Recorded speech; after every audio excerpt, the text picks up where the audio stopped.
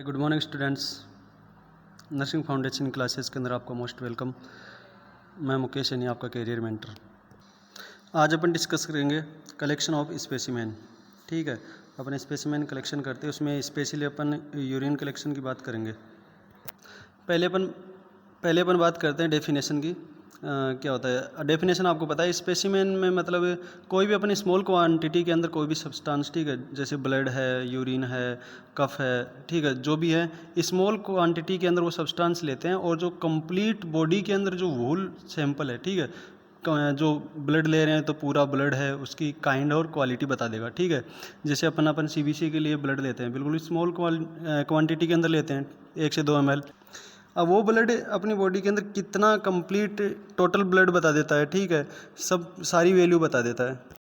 ऐसे ही अपन स्पूटम लेते हैं तो स्पूटम बिल्कुल स्मॉल क्वांटिटी के अंदर लेते हैं, छोटी सी, और कंप्लीट स्पूटम कल्चर टेस्ट करते हैं तो वो बता देता है। यूरिन लेते हैं, यूरिन की वैल्यू बता देता है। ठीक है, तो मतलब जो भी बॉडी के अंदर सब्सटेंस है वो बिल्कुल स्मॉल क्वांटिटी के अंदर लें और जो शो कर they kind and quality of the वूल मतलब जो भी सैंपल ले रहे हैं उसका कंप्लीटली वो शो कर दे रिजल्ट। ओके, बिल्कुल छोड़िए डेफिनेशन को। नेक्स्ट प्रिंसिपल्स की बात करते हैं। इंपॉर्टेंट है प्रिंसिपल्स आपका collection of the specimen. In principles के बाद में अपन डायरेक्टली यूरिन कलेक्शन की बात करेंगे। तो प्रिंसिपल देखना 1 by 1। मैं यहाँ प्रिंसिपल्स के अंदर नाम बता रहा हूँ। प्रिंसिपल्स, इसके अंदर नर्स क्या एक्शन लेगी वो बता देता हूँ आपको। ठीक है, लिखा नाम रहा हूँ।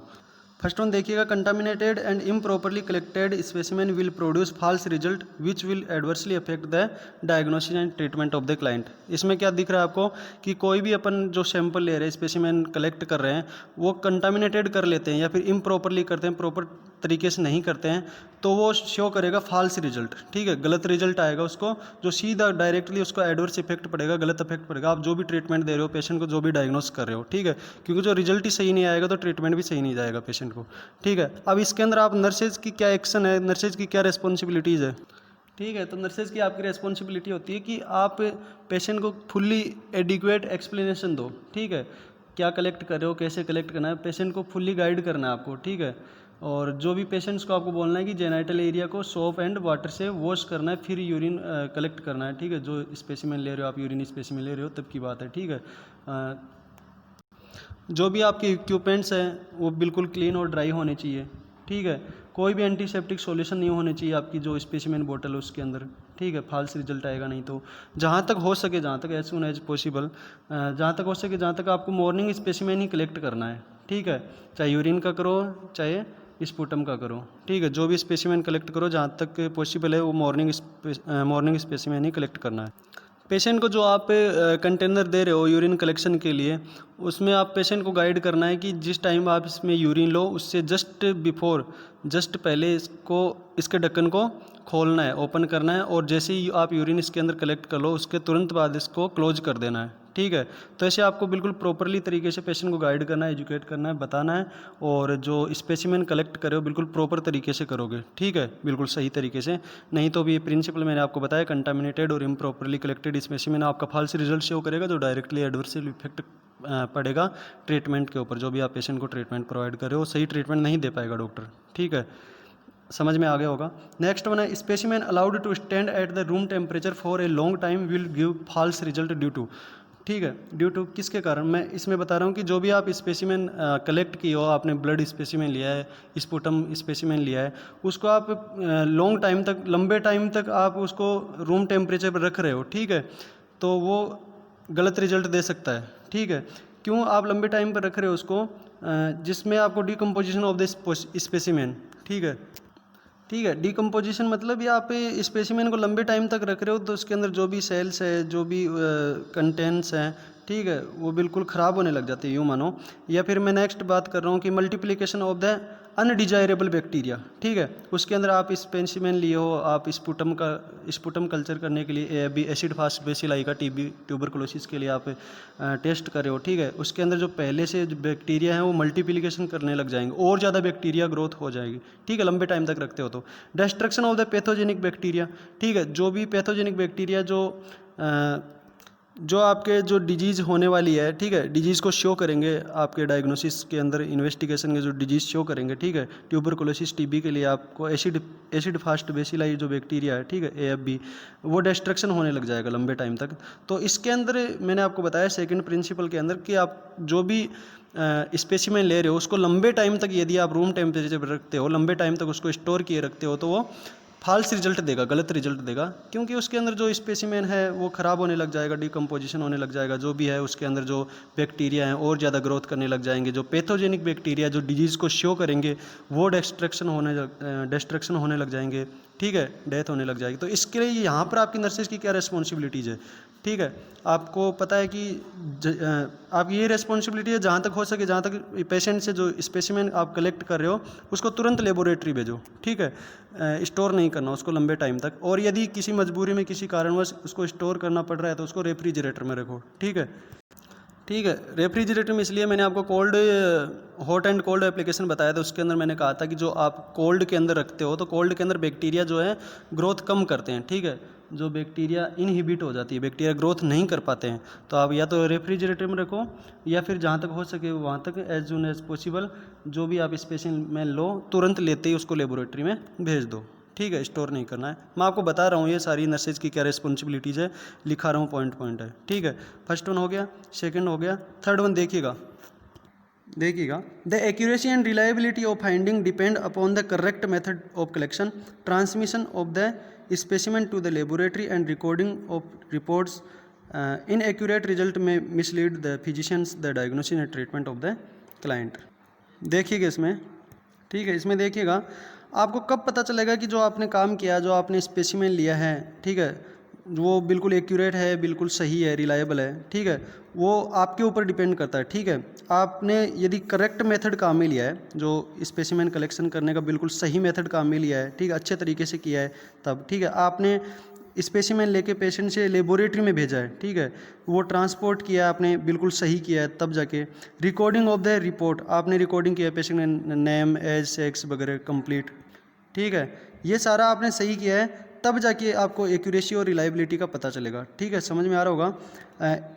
मैं बता रहा हूँ आगे, इनएक्यूरेट रिजल्ट में मिसलीड द फिजिशियन, ठीक है, आपने ये काम सही नहीं किया है, बिल्कुल इनएक्यूरेट हो गया, गलत हो गया, तो फिजिशियन को ये मिसलीड कर देगा, ठीक है, मतलब गलत रिजल्ट आएगा, गलत इन्वेस्टिगेशंस की रिपोर्ट आएगी, ठीक है, जो सीधा इफेक्ट पड़ेगा डायग्नोसिस और ट्रीटमेंट ऑफ द क्लाइंट, ठीक है, क्लाइंट को गलत ट्रीटमेंट जाएगा। अरे सपोज करो आपने ट्यूबरकुलोसिस के लिए स्पुटम कल्चर करवाया है, उसके अंदर ट्यूबरकुलोसिस पॉजिटिव आया नहीं है, टीबी पॉजिटिव नहीं है, ठीक है, नेगेटिव आ गई, तो जो फिजिशियन है वो क्यों टीबी का ट्रीटमेंट देगा पेशेंट को, ठीक है, गलती आपने की स्पेसिमेन लेने में, ठीक है, ट्रांसपोर्ट करने में। तो समझ में आ गया फर्स्ट, सेकंड, थर्ड।